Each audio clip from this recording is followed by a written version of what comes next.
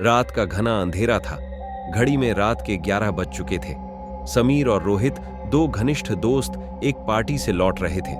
समीर के साथ उसकी गर्लफ्रेंड रिया भी थी। रिया कुछ शांत स्वभाव की लड़की थी, लेकिन उसे एडवेंचर पसंद था। रास्ता लंबा था और तीनों ने समय बचाने के लिए सुनसान काली सड़क का रास्ता चुना। क्या हमें इस रास्ते से जाना चाहिए? मैंने सुना है कि यहाँ कई अजीब घटनाएं होती हैं।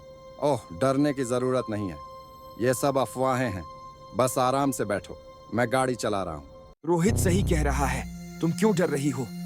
गाड़ी के हेडलाइट्स अंधेरे को चीरते हुए आगे बढ़ रही थीं। अचानक गाड़ी के सामने एक सफेद साड़ी पहने एक महिला खड़ी दिखाई दी। रोहित ने झटके से ब्रेक लगाए। ये कौन है? इतनी रात में यहाँ क्या कर रही है? मुझे ठीक नहीं लग रहा। इसे यहीं छोड़ दो और आगे बढ़ो। लेकिन अगर उसे मदद की जरूरत हो तो? मैंने कहा था ना, यहाँ कुछ गड़बड़ है। हमें वापस लौट जाना चाहिए। शायद ये हमारी आंखों का धोखा था। आगे चलते हैं।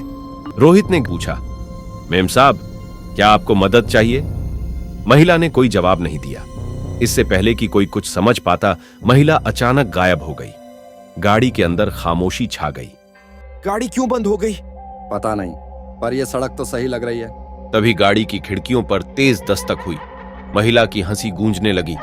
गाड़ी के शीशे धुंधले हो गए और उन पर खून से लिखा हुआ दिखाई दिया, यहां से बचकर नहीं जा पाओगे।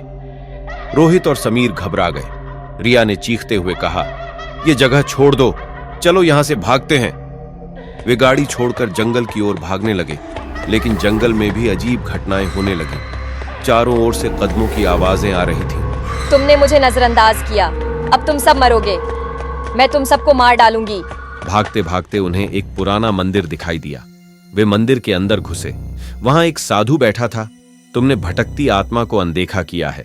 वह तुमसे बदला लेना चाहती है, लेकिन मैं तुम्हारी मदद कर सकता हूं। यह दीपक लो और उस सड़क पर रख दो जहां तुमने उसे देखा था। इससे आत्मा मुक्त हो जाएगी। वे दीपक लेकर उसी सड़क पर लौटे। जैसे ही उन्होंने दीपक उस जगह रखा, तेज रोशनी फैल गई। महिला की चीखों से सड़क गूंज उठी और वह दर्दनाक आवाज के साथ गायब हो गई। गाड़ी का इंजन अपने आप चालू हो गया। तीनों ने जल्दी से गाड़ी में बैठकर गांव की ओर रुख किया। यह अनुभव मेरी जिंदगी का सबसे डरावना था। अब मैं कभी ऐसी जगह नहीं जाऊंगी। शायद मैं अगली बार शॉर्टकट लेने से पहले सोचूंगा।